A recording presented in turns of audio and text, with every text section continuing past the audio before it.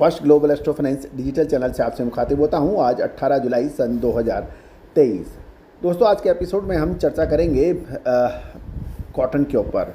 गौरतलब है कि उत्तर भारत में कॉटन के भाव तेज हो गए हैं, जिसका लगातार अपडेट हमने आपको पिछले शो में भी दिया था और दैनिक आवक यानी अराइवल के अंदर स्थिर हो गई है। स्पिनिंग मिलों की मांग बढ़ने से उत्तर भारत के राज्य पंजाब, हरियाणा, राजस्थान की मंडियों में आज कॉटन के भाव तेज हो गए हैं और इन मंडियों में आवक भी स्थिर हो गई है। इसके साथ साथ विदेशी आईसीआई कॉटन के वायदे बाज़ारों में सोमवार को तेज़ी का रुख देखा गया था और दिसंबर 2023 का फ्यूचर कॉन्ट्रैक्ट इसके दाम में 0.83 सेंट तेज होकर ये 83.49 सेंट हो गए हैं।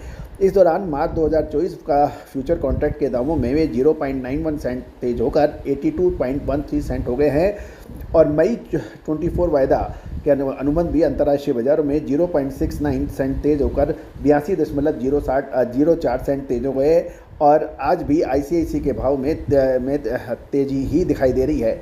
दोस्तों, आपको याद होगा कि जो भी हमारे पेड क्लाइंट्स थे उनको भी हमने एक अनुमान दिया था कि जुलाई के मध्य से कॉटन के अंदर कुछ तेज़ी की संभावनाएं बन सकती हैं और वैसा ही कुछ नज़र आ रहा है। दोस्तों, यदि हम भाव देखें तो पंजाब में रुई के हाजिर डिलीवरी के भाव 5,875 से 5,975 रुपये प्रति मन के भाव बताए जा रहे हैं और यदि कैंडी में देखें तो यह 55,900 से 56,800 बताए जा रहे हैं। हरियाणा में 53,500 से 54,500 और अपर राजस्थान के अंदर 56,400 से 57,600 के भाव बताए जा रहे हैं। राजस्थान की प्लानी के अंदर रुई के भाव हाजिर डिलीवरी के 5,925 से 6,075 रुपये प्रति मन है और लोअर राजस्थान के अंदर 54,700 से 56,200 रुपये प्रति कैंडी के भाव हैं। दोस्तों, जहाँ तक खरीफ की फसल की कपास की बिजाई के समाचार हैं कि पंजाब, हरियाणा, राजस्थान के अंदर साथ साथ गुजरात के अंदर बिजाई के अच्छे समाचार मिल रहे हैं, लेकिन दक्षिण भारत के राज्य कर्नाटक, महाराष्ट्र यहाँ पर बिजाई के अंदर कुछ कमी की बात है। लेकिन अगले लगभग 2 सप्ताह ये सारी स्थिति बिल्कुल क्लियर हो जाएगी कि इसमें क्या संभावनाएं बन सकती है। लेकिन विदेशी बाज़ारों के अंदर और विदेशी विशेषकर अमेरिका में वहाँ पे बिजाई के कुछ कम हल्की होने के समाचार हैं। दोस्तों, यदि हम पिछले साल का कंपैरिजन देखें तो अभी देश में बुआई लगभग पूरी होने के हो चुकी है और कुछ इलाकों में बाकी है, लेकिन पिछले साल के मुकाबले 5% कम बुआई की अनुमान लगाया जा रहा है। लेकिन इस फाइनल फिगर तो नवंबर महीने में आएगा, तब कपास की बुआई गत वर्ष से 10% बढ़ने की भी धारणा कुछ लोग लगा रहे हैं, क्योंकि अभी कुछ कहना जल्दबाजी होगा। दोस्तों, जहाँ तक अब कॉटन के भाव एक निर्णायक स्तर पर आ चुके हैं, क्योंकि अमेरिकन वायदे पे हम लोग चर्चा किया है, लेकिन चाइनीज रुई के फ्यूचर के अंदर भी 16,800 से 16,900 युआन के लेवल पर स्थित हो रहा है। चीन की इकोनॉमी कंडीशन कमज़ोर होने और साथ साथ स्टिमुलेट पैकेज आने की खबर के बाद में अमेरिकन डॉलर की मंदी बढ़ रही है और इनका दोनों कारणों से कपास के मार्केट या कॉटन के मार्केट में कोई बहुत बड़ी तेज़ी मंदी की अभी संभावना कम नज़र आ रही है। अमेरिका और भारत का जो वेदर है अब रुई मार्केट के लिए निर्णायक साबित होगा। अमेरिका की कपास की बजाय की बुआई 19% घटने के समाचार हैं और फिलहाल कपास की पैदावार करने वाले क्षेत्रों में सामान्य की तुलना में अधिक गर्मी होने से आगामी 10 दिन गर्मी बढ़ेगी तो कपास की उपज में भारी कमी आने की संभावना होगी। ऐसी स्थिति बनेगी तो रुई में तेज़ी का कारण अंतर्राष्ट्रीय बाजारों में पड़ सकता है और राजस्थान में दक्षिण भारत के राज्यों में भी ज़बरदस्त बारिश की कमी है, जिसका हम आपको लगातार अपडेट दे रहे हैं। खासकर महाराष्ट्र, कर्नाटक, आंध्र प्रदेश, तेलंगाना के अंदर कुछ कमी है, लेकिन महाराष्ट्र और कर्नाटक में अभी भी भारी कमी है।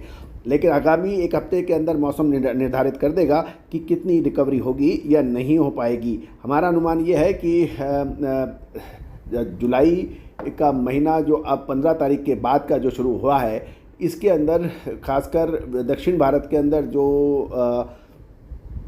बारिश की कमी है या मानसून की कमी है या बारिश औसत से काफ़ी नीचे है, उसके अंदर कोई बहुत अधिक सुधार की संभावना मुझे नज़र नहीं आती है।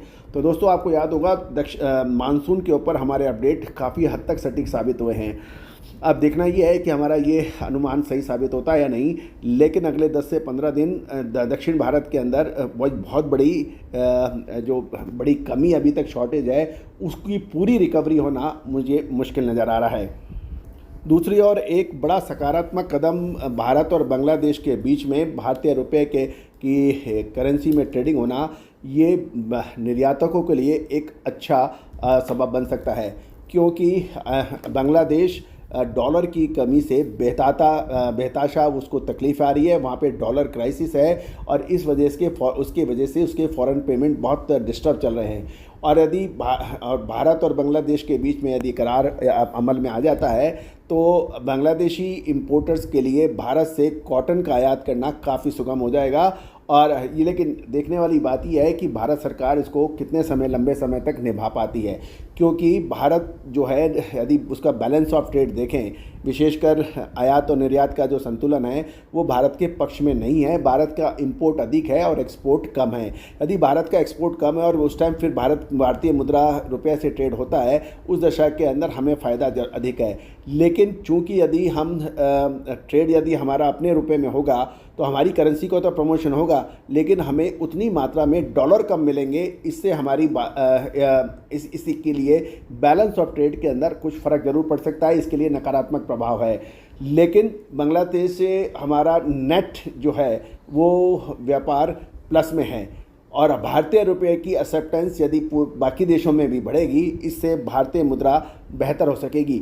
लेकिन कॉटन के लिए ये शुभ समाचार है कि बांग्लादेश कॉटन भारतीय रुपये में ट्रेड करेगा तो वो हमसे अधिक आयात कर पाएगा। इससे भारतीय बाज़ारों के अंदर कॉटन की भावों में स्टेबिलिटी बढ़ेगी। दोस्तों, आप हमारे चैनल पर नए हैं और अभी तक सब्सक्राइब नहीं किया है तो उसको सब्सक्राइब करना बिल्कुल ना भूलें। All the very best, good luck, happy trading.